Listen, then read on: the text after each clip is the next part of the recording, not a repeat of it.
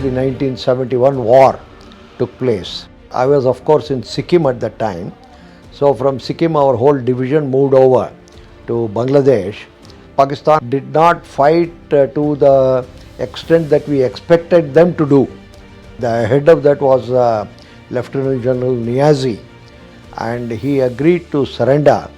That is 93,000 Pakistani army officers and soldiers surrendered, and probably that is one of the biggest surrender of any army after the Second World War.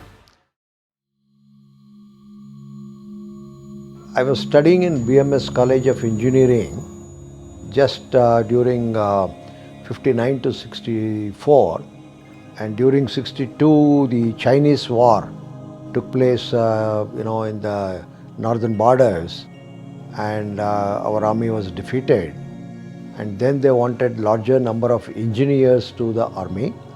So there was a selection board that they sent it to the colleges.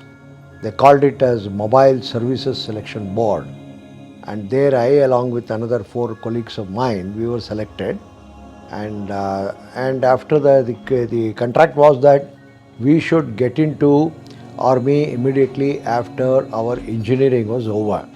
So I completed it in 1964, our engineering. So straight away I went over for the academy and got myself trained.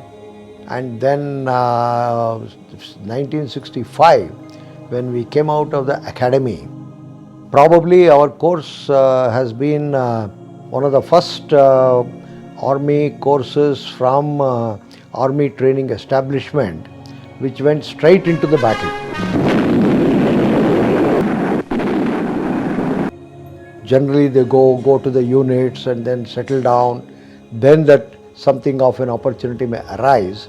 But here, because at that time already 1965 war was hotting up, so we were sent to the western border, that is to the Punjab area.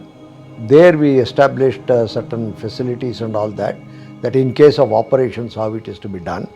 So lo and behold, in August, September, the war with Pakistan started. Of course that was related only to the western border at that time.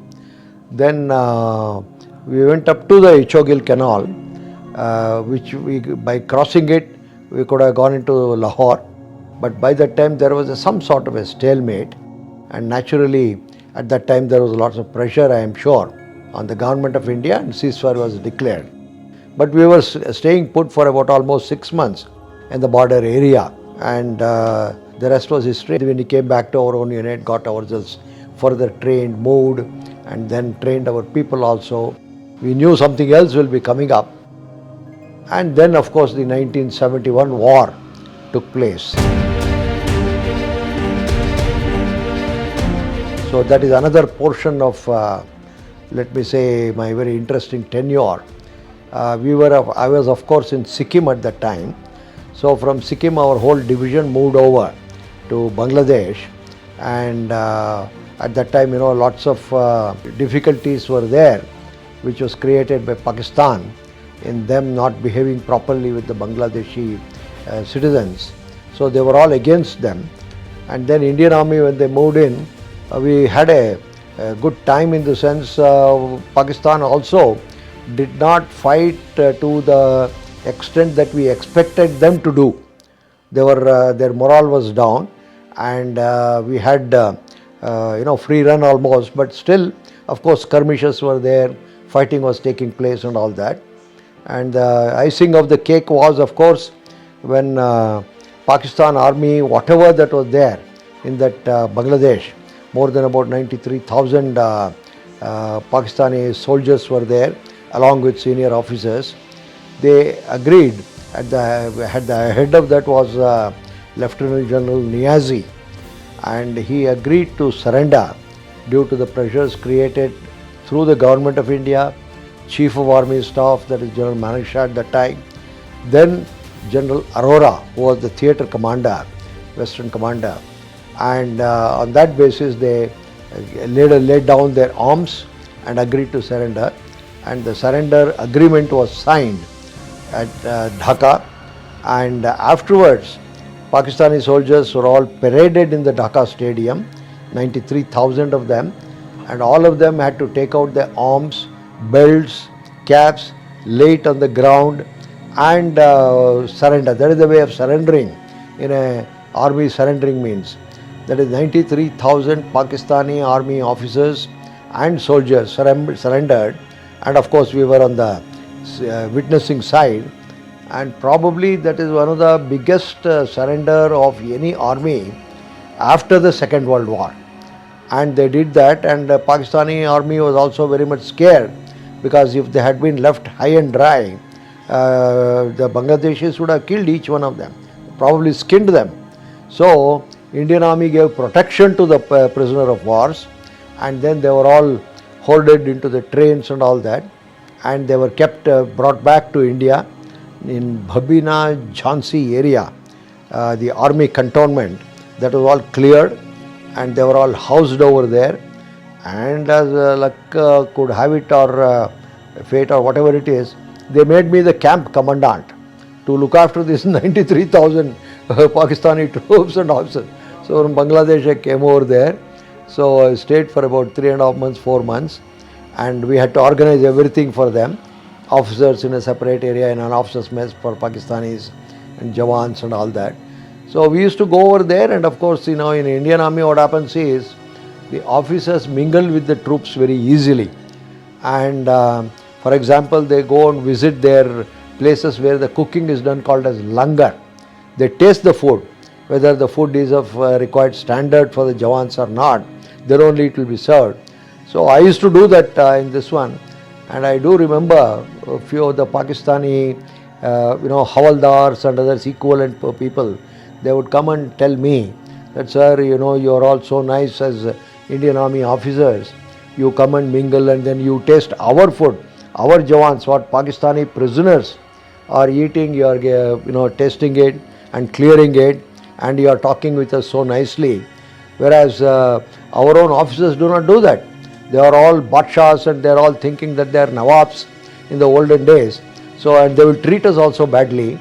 And of course, they accepted. This is one of the reasons also for our failure. Our Jawans and your Jawans may be equivalent in all the the courage and things like that, but the leadership is very bad. And of course, whenever I used to go to the other side of officers' mess and all that, have with our own counterpart officers and all that at various ranks, they also have similar ranks, captain, major, lieutenant colonel and all that. So we had become good friends, and they also accepted that in this area, if we had fought like this, probably we could have contained. But most of them were agreeable that the troops that they had, they could have held on for at least another 3 months. But for the fact that their top commanders lost their faith and lost their confidence and surrendered. So that was a very interesting sort of a proposition. Then that Simla Pact took place between Indira Gandhi and Bhutto. And it's also an unfortunate thing now we can look back, because you see, when Second World War was over, what did the Americans do? What did the Axis troops do? They extracted their pound of flesh from the Germans, from the Japanese, okay, and made them pay for a portion of the expenditure of the war, okay. And there's people who were captured, they were all, some of them who had committed atrocities, they were all court-martialed, some of them were killed. All these things took place after the Second World War. But here we were sitting on the similar sort of a strength, which politically it could have been better utilized. For example, solve the Kashmir problem, then only I will release, because there was tremendous pressure by Pakistani people, wives of these 93,000 soldiers, who are very powerful people, and their kith and kin, on their own chiefs and also on the government and on Bhutto also. So he was desperate to come to some agreement. But unfortunately it was given up, and at the last moment Indira Gandhi agreed just to have a paper this thing that in future we will always solve our own issues peacefully by talking and all that. That as a piece of paper Pakistanis never respect that sort of a thing, even though they themselves they have signed it. So unfortunately that golden opportunity was lost.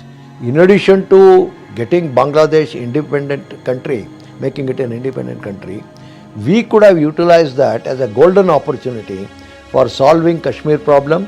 Either this itself is our border, or the Azad Kashmir, as we call, the Pakistani occupied Kashmir, that could be made part of India also, so that the Kashmir becomes part of India for a whole, which is what has been our requirement. And there would not have been any Kashmir problem again, which had been created by Nehru particularly in stopping the Indian troops at that time in 1947-48 to getting into that territory and taking it out. He stopped it and went to United Nations. So similar mistake in a way Indira Gandhi made, having brought India to a winning position. We were the kings at that time. They would have signed on anything, they would have agreed also. But unfortunately she gave it up. Very, very unfortunate. Though of course it is touted as Simla Pact, it was very effective. It's all bunk in my opinion. What army fought, army spent their manpower. So many people lost their lives, more than about 3,400 army officers and jawans, they were killed in action. And that became nothing almost, in the sense the problem is still there, that Kashmir problem. So that is the background. And in that process also we had to undertake an improvement for one of the missile systems called as Tiger Cat missiles, which India had imported from England, but it had one problem in the sense it could not be fired during the night. So while working over there, I could see that this is in the same place these Tiger Cat missiles were deployed, along with on the other side the radar systems called as super flaremas. And super flaremas could see during the night because it is a radar.